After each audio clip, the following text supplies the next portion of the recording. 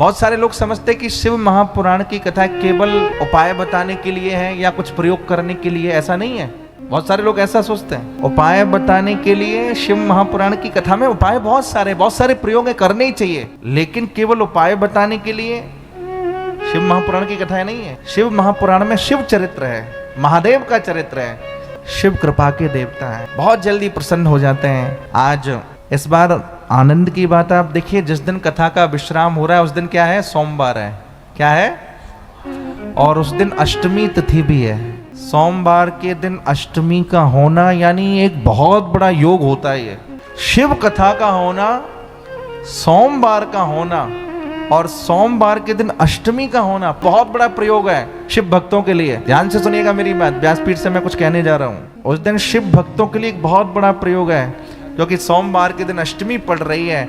अष्टमी के दिन महादेव बड़े प्रसन्न रहते हैं। सोमवार के दिन, उस दिन कोई कुछ करे चाहे ना करे, केवल शिवालय में जाकर के महादेव के ऊपर जल से अभिषेक कर देना, सारी मनोकामना पूरी होंगी। शिव महापुराण में सोमवार की अष्टमी की बड़ी महिमा है। ज्यादा कुछ नहीं कर सको तो बस इतना कर देना, एक बेलपत्र लेकर के, एक बेलपत्र भी निश्चिद्र होना चाहिए। समझ रहे हैं? छेद नहीं हो उसमें। हम लोग अर्पित तो करते हैं, महादेव को ध्यान नहीं देते। छिद्र रहित होना चाहिए, निश्चिद्र। एक बिल्व पत्र और उसके ऊपर चंदन लगा करके और एक चावल का दाना छोड़ करके बस महादेव पे अर्पित कर दीजिए। 3 बार ओम नमः शिवाय कह करके महादेव के चरणों में समर्पित कर दीजिए।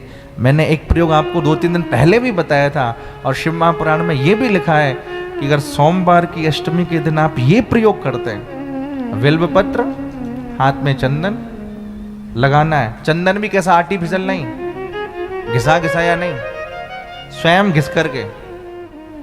कोई बहुत बड़ी बात नहीं है। चटनी भी तो बना लेते हैं आप अपने स्वाद के लिए, घिस करके।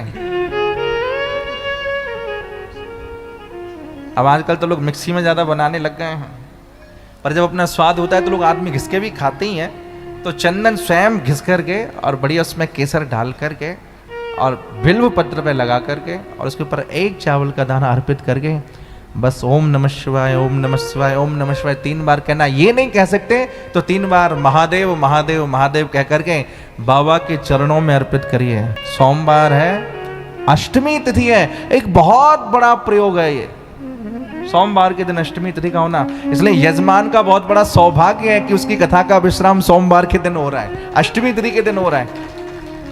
मैंने आज ही पंचांग में देखा तो मुझे आश्चर्य हुआ, मुझे नहीं पता था, क्योंकि अष्टमी तिथि का होना सोमवार के दिन एक बहुत बड़ी बात होती है। बहुत समय के बाद योग बैठता है। पूरी साल में आप देखेंगे कि सोमवार के दिन अष्टमी जल्दी से आती नहीं है। जिस दिन यदि सोमवार के दिन अष्टमी आ जाए तो महाकाल उस दिन बड़े प्रसन्न रहते हैं, शिव बड़े प्रसन्न रहते हैं। महादेव के शिवालय में जाओ, शिव शंकर के चरणों में जाकर के जल अर्पित करो, फल अर्पित करो, धूप अर्पित करो। ज्यादा कुछ नहीं कर सकते तो जाकर के थोड़ी राख लपेट दो, मेरा महाकाल अति प्रसन्न हो जाएगा, क्योंकि कृपा के देवता है।